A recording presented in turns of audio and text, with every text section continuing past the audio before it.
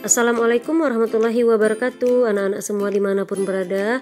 Kembali dengan Ibu Suryati pada pelajaran ilmu pengetahuan alam kelas 9. Dengan topik pelajaran kali ini adalah tentang partikel penyusun benda dan makhluk hidup. Baiklah, pada tanaman, proses fotosintesis terjadi dalam kloroplas, yaitu organel daun yang mengandung klorofil. Fotosintesis pada tumbuhan memerlukan gas karbon dioksida CO2 dan air atau H2O. Tumbuhan menyerap sinar matahari sebagai sumber energi reaksi fotosintesis yang mengubah gas karbon dioksida dan air menjadi glukosa. Klorofil tersusun atas atom karbon, hidrogen, oksigen, nitrogen, dan magnesium. Sedangkan glukosa mempunyai atom-atom penyusun yaitu karbon, hidrogen, dan oksigen. Atom penyusun glukosa sama seperti atom yang terdapat dalam molekul karbon dioksida dan air. Partikel dalam benda dan makhluk hidup. Partikel adalah bagian terkecil dari suatu materi yang masih mempunyai sifat materi itu. Partikel dapat berbentuk atom, molekul, dan ion. Atom adalah partikel terkecil dari suatu zat yang tidak dapat dibagi lagi dan masih memiliki sifat zat tersebut. Sedangkan molekul merupakan gabungan antara dua atau lebih atom-atom melalui ikatan kimia tertentu.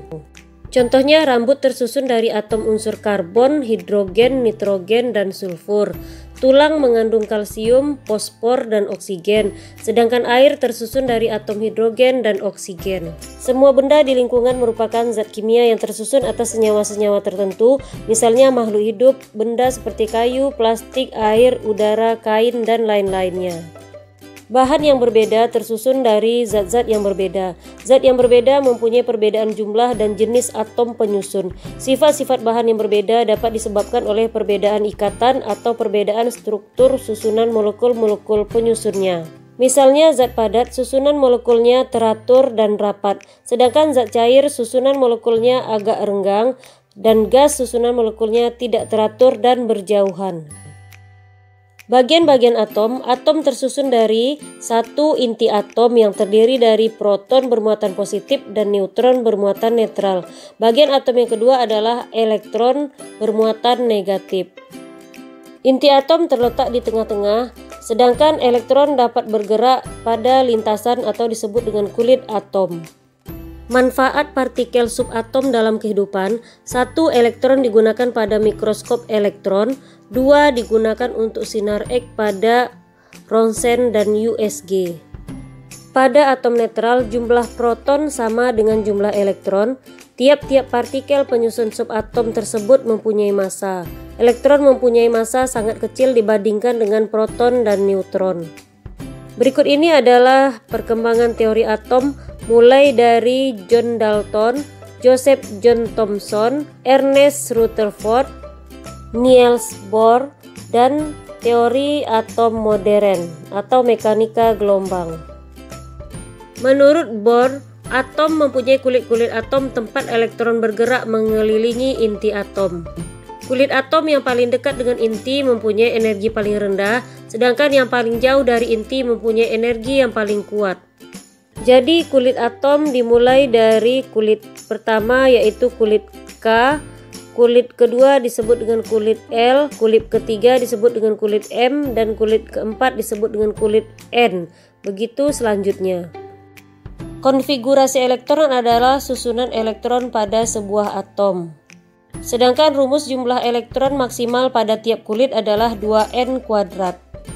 Berikut ini adalah tabel contoh konfigurasi elektron dari atom hidrogen, kalsium, bromida, timah, dan bismut. Elektron valensi adalah jumlah elektron di kulit terluar. Selanjutnya, nomor atom dan nomor massa. Setiap atom memiliki nomor atom dan nomor massa. Nomor atom menunjukkan jumlah proton, sedangkan nomor massa menunjukkan penjumlahan proton dan neutron. Atom yang satu berbeda dengan atom yang lain karena mempunyai jumlah elektron, proton, dan neutron yang berbeda. Jadi kita lihat huruf X warna biru ini di atasnya ada A dan di bawahnya ada Z. Jadi A itu adalah nomor massa, sedangkan Z adalah nomor atom. Sedangkan X adalah lambang dari suatu unsur. Jadi dari lambang unsur X ini, jumlah proton sama dengan nomor atom, sedangkan jumlah elektron sama dengan nomor atom, sedangkan jumlah neutron sama dengan nomor massa dikurang nomor atom. Contoh soal, dari unsur di bawah ini tentukanlah lambang unsur, nomor massa, nomor atom, jumlah proton, jumlah elektron, dan jumlah neutron. Kita lihat lambangnya adalah Ca, di atasnya angka 40, di bawah angka 20. Kita sesuaikan dengan lambang unsur yang X berwarna biru ini.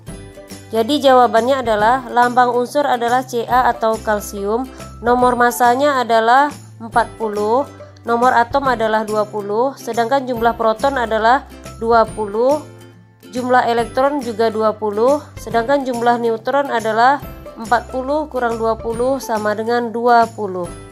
Contoh soal kedua, dari argentum atau Ag di atasnya angka 108 dan di bawah angka 47, maka 108 adalah nomor massa, sedangkan 47 adalah nomor atom. Berikut ini adalah tabel atom dan partikel penyusunnya.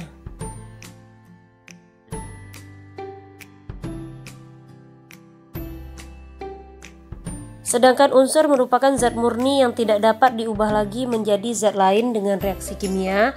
Contohnya emas, besi, perak, oksigen, dan contoh lainnya. Terdapat 105 unsur yang ada di alam. Tiap unsur memiliki karakteristik yang berbeda-beda. Atom dari unsur yang berbeda memiliki jumlah partikel subatom yang berbeda pula. Untuk melihat macam-macam unsur yang ada di bumi ini, kita bisa melihat tabel sistem periodik unsur. Seperti ini. Sebagian besar unsur yang ada di alam sangat penting untuk kehidupan. Beberapa unsur disebut dengan logam berat. Logam berat berbahaya bagi tubuh dan lingkungan. Unsur ini tidak dapat didaur ulang. Logam berat mampu bertahan dalam tubuh sepanjang hayat kita. Dapat menyebabkan berbagai penyakit seperti kanker, menyebabkan keguguran dan melahirkan bayi yang cacat. Merkuri atau hidrogium adalah termasuk logam berat berbentuk cair berwarna putih perak. Ini juga sangat berbahaya bagi tubuh dan kulit kita. Ion adalah molekul atau atom yang bermuatan karena dapat menerima atau melepaskan elektron. Proses pembentukan ion disebut ionisasi. Kation adalah ion yang bermuatan positif, sedangkan anion adalah ion yang bermuatan negatif. Ikatan ionik adalah gaya tarik-menarik antara kation dan anion dalam senyawa. Sedangkan ini adalah contoh gaya tarik-menarik antara dua atom yang berbeda.